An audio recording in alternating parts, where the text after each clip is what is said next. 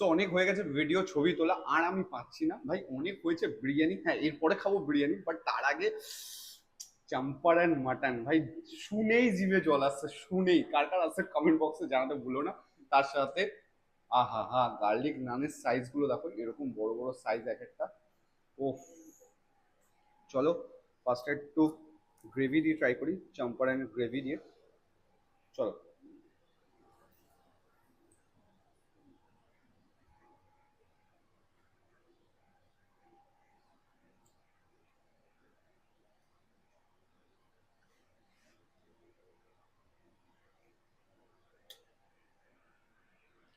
serious বলছি,